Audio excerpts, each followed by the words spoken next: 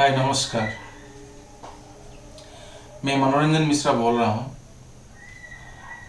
जो लोग कीबोर्ड जानते हैं, बेसिक चीज़ जानते हैं और वायलिन बजाना चाहते हैं, उनके लिए मैं कुछ गाइडेंस देना चाहता हूँ।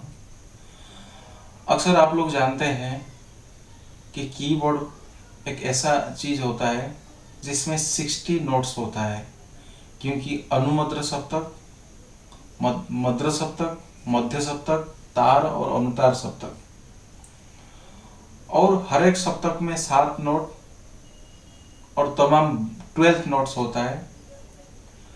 लेकिन अगर आप वायलिन की तरह जाएं, वायलिन एक इंस्ट्रूमेंट है जिसका हिस्ट्री, जिसका इतिहास, जिसका बुनियाद जर्मनी से शुरू होता है और ये लकड़ी की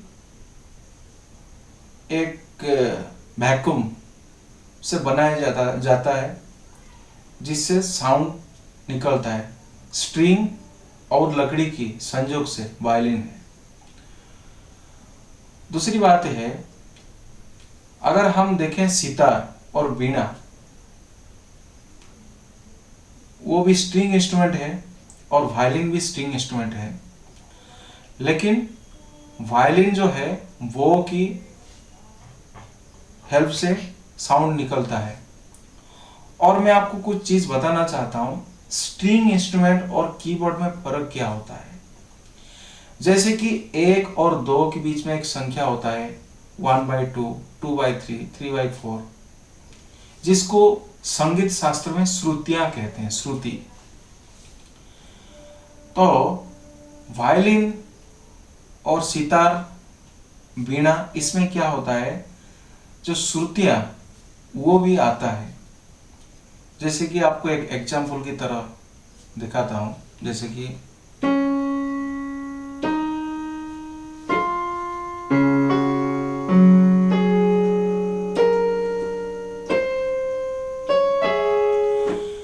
तो इसमें क्या है कि शब्द, स्वर जो है जंपिंग करता है, सा रे गा। लेकिन ये चीज वायलिन में नहीं होता है। वायलिन सारे के सारे स्वर को लेके जाता है। तो वायलिन जो चीज है ये स्ट्रिंग इंस्ट्रूमेंट का एक हिस्सा है, जो वेस्टर्न कल्चर में बगैर वायलिन में अकिन भी नहीं किया जा सकता है। आप फीलिंग देखिए, कुछ भी देखिए, वायलिन वगैरह में कुछ नहीं होता है। तो ऑब्वियसली वायलिन एक इंटरेस्टिंग इंस्ट्रूमेंट है और ऑब्वियसली आपके अंदर वो क्यूरियोसिटी है। मैं आपको कुछ फंडामेंटल चीज वायलिन बारे में बताना चाहता हूँ। अभी आपको हम वायलिन बारे में कुछ बेसिक जानकारियां देना चाहते हैं। ये देखिए, एक बो है, इसके बगैर वायलिन हम बजाया नहीं जा सकता। ये वो हेयर है जिसको हम कहते हैं जर्मन की घोड़ा के पूंछ, और इसमें मोम, ये होता है मोम। मोम में घिसने के बाद ये एक चिपकने वाला चीज जिसको हम घिसने से आवाज निकलता है। अब चलते हैं, हम वायलिन बारे में कुछ जानकारी देना चाहते हैं। ये वायलिन का शीश होता है जिसको हम, ये बैलेंस रखता है।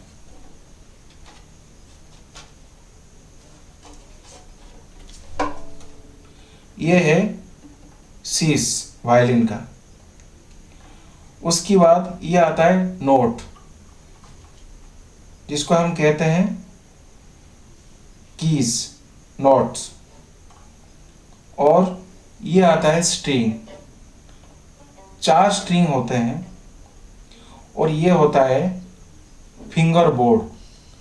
स्वर को कंट्रोल करने के लिए सारे गामा पाधा निशा जितना भी आप जानते हैं, वो सारे के सारे स्वर यहाँ पे निकलता है। Low pitch, middle pitch, and high pitch, ये सारे के सारे पिच इसी के अंदर है।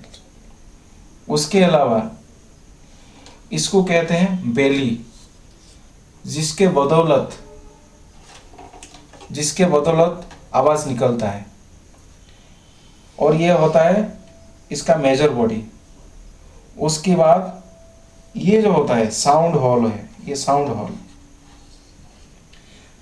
आवाज ये इसी तरह इसके तरह निकलता है ऐसे। ये जो होता है ब्रीज, ये ब्रीज है, ब्रीज। इसके बाद ये आता है ट्यूनिंग कीज, इसको एडजस्ट किया जाता है, ट्यूनिंग करने के बाद एडजस्ट किया जाता है। और ये होता है चीन रेस्ट, जैसे कि यहाँ पे हम ऐसे लगाया, ये चीन रेस्ट। उसके अलावा ये आता है, ये जो है ये टोंग है, और ये है एंड फिन, ये एंड फिन है। तो ये जो बेसिक चीज मैंने आपको बता दिया। और एक चीज बताना चाहता हूं, वायलिन का जो ब्रांड है वो हॉफनर, जर्मन बेस से, वो सबसे अच्छा आवाज निकलता है। तो जब भी आप खरीदेंगे हॉफनर का खरीदिए। तो ये जो स्ट्रिंग है, इसका जो ट्यूनिंग है GDAE, इसका GDAE, जैसे कि G आपका होता है ये G आप यहां पे ले सकते हैं, D, A, E, ये 4 नोट है। आप उसको आप उसी हिसाब से ट्यूनिंग भी कर सकते हैं।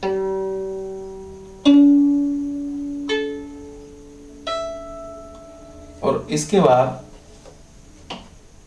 अब देखिए, जब हम इसको इसमें टच करेंगे आवाज देखिए,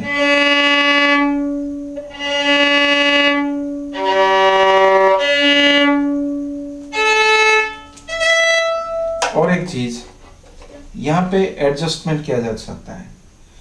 इसको आप ऐसे ऐसे करेंगे तो ये जितना टाइट होगा, ज्यादा टाइट नहीं करने का, जितना टाइट करेंगे उसी हिसाब से आवाज में मधुर आएगा। ये अब टाइट हो गया, ज्यादा टाइट नहीं करेंगे, थोड़ा अपने हिसाब से इसको टाइट बना के रखिएगा।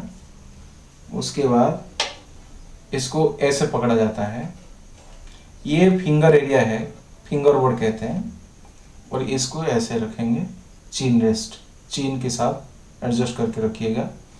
और ये बजाने का तरीका जो है ऐसे ऐसे पकड़िएगा, ऐसे।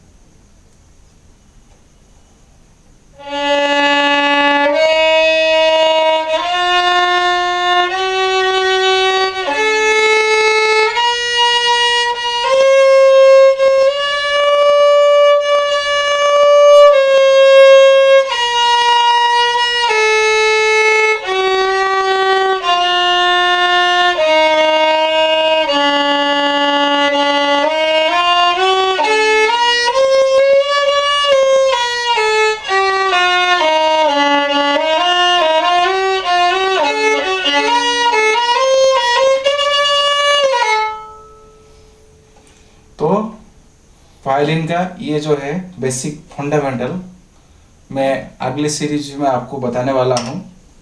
बाकी आपको ये बेसिक चीज ध्यान में रखिएगा।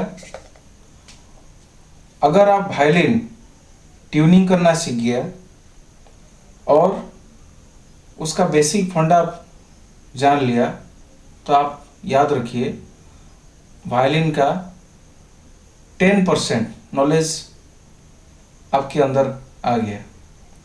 बाकी प्रैक्टिस का चीज होता है, मैं आपको अगले सीरीज में धीरे धीरे बताऊंगा ताकि वायलिन आपके लिए इजी हो सके। धन्यवाद। हमिंग हो, नमस्कार।